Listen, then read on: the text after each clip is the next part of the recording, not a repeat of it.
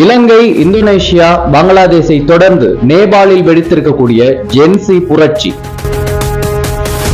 இன்றைய இளைய தலைமுறை நினைத்தால் அரசியல் மட்டுமல்ல சகல விடயங்களிலும் தங்களது தாக்கத்தை செலுத்த முடியும், மாற்றத்தை உண்டாக்க முடியும் என நிரூபித்து காட்டிய நேபாளினுடைய ஜென்சி தலைமுறையினர்.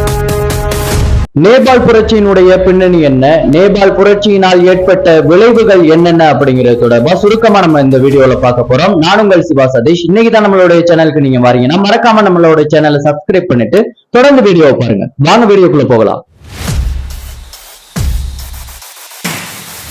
நேபாளில நடைபெறக்கூடிய இந்த புரட்சியை போலவே இலங்கையிலும் கடந்த காலங்கள்ல இவ்வாறான ஒரு புரட்சி ஏற்பட்டிருந்தது. இந்த புரட்சிக்கு முக்கியமான ஒரு காரணம் என்ன அப்படின்னு பாத்தீங்கன்னா, விலைவாசி அதிகரிப்பு, அரசியல் ஊழல் நடவடிக்கைகள் நடைபெற்றன. அதே போல வேலை வாய்ப்பு இல்லாம இருந்த இளைஞர்கள் அப்படின்னு சொல்லி ஒட்டுமொத்த இளைஞர்களும் மக்களும் கிளர்ந்தெழுந்து கிளர்ச்சிகளை உருவாக்கி புதிய ஒரு அரசாங்கத்தை, புதிய ஒரு அரசியல் திருப்பத்தை இலங்கையில உருவாக்கி இருந்தாங்க. அதே ஒரு மாற்றத்தை நேபாளும் எதிர்பார்த்து நேபாளினுடைய ஜென்சி தலைமுறையினர் ஒரு போராட்டத்தை தற்போது நிகழ்த்தி நேபாளினுடைய அரசியலில் ஒரு வரலாற்று பதிவை நிகழ்த்தி இருக்காங்க.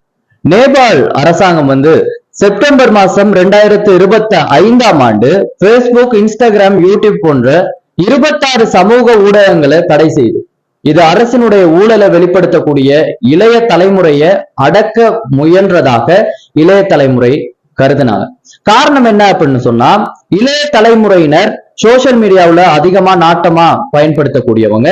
அப்படி இருக்கும்போது அரசியல் ஊழல்களை சமூக ஊடகங்கள்ல பதிவிடுவதன் மூலமாக அது விரைவாக எல்லாருக்கும் போய் சேரும். அதனால அரசியல்ல நடைபெறக்கூடிய ஊழல் தொடர்பான விடயங்கள் எல்லா மக்களுக்கும் போய் சேர்ந்துரும். அப்படிங்கிறதுனால செப்டம்பர் மாசம் நேபாள் அரசு பேஸ்புக், இன்ஸ்டாகிராம், யூடியூப் போன்ற 26 சமூக ஊடகங்களை தடை செய்யறாங்க.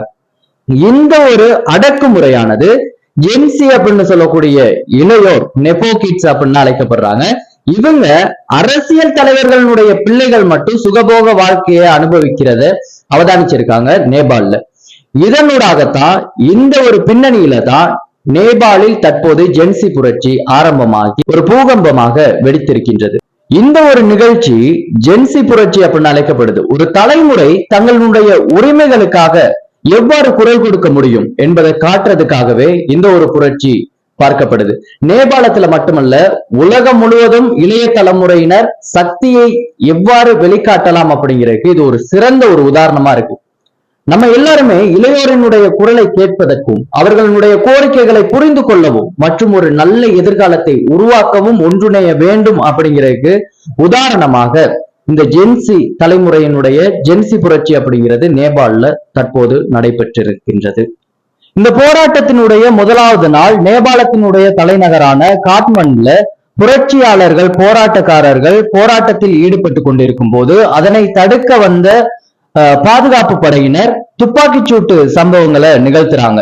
அப்ப துப்பாக்கி பிரயோகம் மேற்கொள்ளும் போது அங்கு போராட்டக்காரர்கள் 30 பேர் உயிரிழந்தது மட்டுமல்லாம 1000க்கும் மேற்பட்ட பொதுமக்கள் காயமடைகிறாங்க. இந்த ஒரு நிலையினால பொதுமக்கள் ரொம்பவுமே கோபம் அடைகிறாங்க. போராட்டக்காரர்களும் அவங்களுடைய போராட்டத்தை தீவிரமடைய செய்யறாங்க.